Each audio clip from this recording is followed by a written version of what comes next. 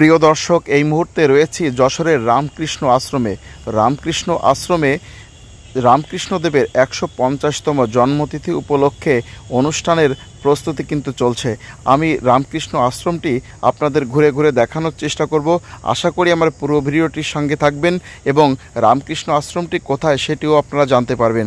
তো বন্ধুরা, রামকৃষ্ণ আশ্রমে আসতে হলে যশোর থানা চৌরাস্তা হতে রেল রোড হয়ে আসতে হবে এবং যশোর রেল স্টেশনের পূর্বেই কিন্তু বাম দিক দিয়ে যে রোডটি চলে গেছে সেই রোডটির নামই কিন্তু আশ্রম রোড। ৪০ থেকে ৫০ হাত যাওয়ার পর কিন্তু বামেই আপনারা রামকৃষ্ণ আশ্রমটি পাবেন। তো দর্শক, আমি এই মুহূর্তে যশোর রামকৃষ্ণ আশ্রমের বিভিন্ন যে স্থাপনা রয়েছে, বিল্ডিংগুলো রয়েছে, সেগুলো কিন্তু আপনাদের ঘুরে ঘুরে দেখানোর জন্য চেষ্টা করছি।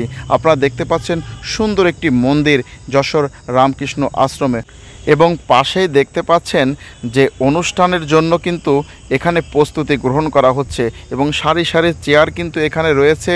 আর কিছুক্ষণের মধ্যেই কিন্তু এখানে অনুষ্ঠান শুরু হবে। তো আমরা আসুন একটু ভেতরে যাওয়ার চেষ্টা করি, দেখি এখানে কি প্রস্তুতি রয়েছে সেগুলো জানার চেষ্টা করি। তো একটু সামনে যাওয়ার পর দেখি যে ওখানে একজন দাদা ফটোশ্যুট করছে। তো দাদাকে গিয়ে বললাম যে দাদা, আপনি যেহেতু ফটোশ্যুট করছেন, আমরা একটু আপনার ভিডিও নেওয়ার চেষ্টা করি। তো সেই যে কথা সেই কাজ, দাদাও কিন্তু আমাদের দিকে মনোযোগ আকর্ষণ করছে। যেহেতু আমি ভিডিও নিচ্ছি, তখন তিনি আমাদের অনুমতি প্রদান করেছেন যে ঠিক আছে, এবং সুন্দরভাবে দেখেন তিনি বসে আছেন এবং যথেষ্ট পরিচ্ছন্নভাবে কিন্তু তিনি বসেছিলেন। যথেষ্ট ভালো লাগছিল দাদাকে। দেখেন বন্ধুরা, আমরা কিন্তু এই পার্শ্ববর্তী যে বিল্ডিংগুলো রয়েছে সেগুলো দেখানোর চেষ্টা করছি। আপনারা এই মুহূর্তে দেখতে পাচ্ছেন যশোর রামকৃষ্ণ আশ্রমে অত্যন্ত সুন্দর একটি মন্দিরের ভিতরে কিন্তু পূজা অর্চনা চলছে। তো দর্শক, আমি একটু মন্দিরের ভেতরে যাওয়ার চেষ্টা করব, যতটা সম্ভব হয় দেখি পূজা অর্চনা আপনাদেরকে দেখানো সম্ভব হয় কিনা। তো আমি মন্দিরের যে গেট, সেই গেটের সামনে থেকে একটু ভিডিও নেওয়ার চেষ্টা করলাম। দেখি যে হ্যাঁ, ভিতরে পূজা অর্চনা চলছে এবং পাশে আপনারা দেখতে পাচ্ছেন অনেক সুন্দর পরিবেশ, বিভিন্ন ফুল কিন্তু এখানে ছিল এবং মন্দিরে আরেকটা জিনিস অত্যন্ত সুন্দর লাগলো যে একটা সিংহ, দুই পাশে দুটো সিংহ কিন্তু ছিল এবং এই সিংহের ভাস্কর্য অত্যন্ত চমৎকার। পাশে এসে দেখি সেই দাদা সিংহের পাশে দাঁড়িয়ে আবার ছবি তুলছে। মন্দিরের পাশে বেশ কিছু পুরোহিতকে আমরা আলোচনা করতে দেখলাম। তারপরে একটু চেষ্টা করছি যে আশেপাশে যে বিল্ডিংগুলো রয়েছে অত্যন্ত চমৎকার লাগছে এবং এর ভিতরে কতটুক জায়গা ছিল এবং কি কি স্থাপনা ছিল সেগুলো আমরা দেখার চেষ্টা করছিলাম।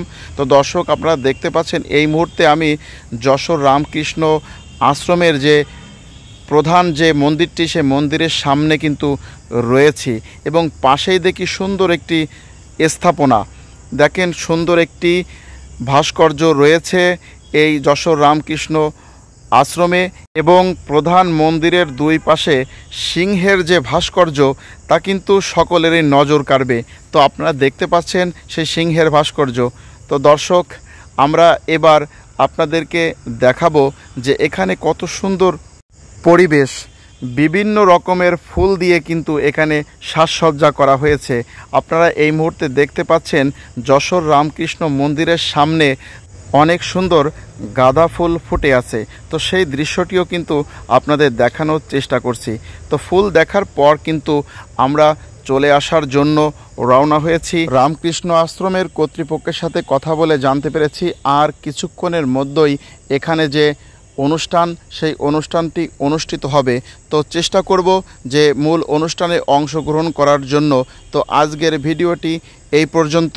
আমার এই ভিডিও যদি ভালো লাগে তাহলে অবশ্যই লাইক, কমেন্ট, শেয়ার করে আমার এই পেজটির সাথে থাকবেন।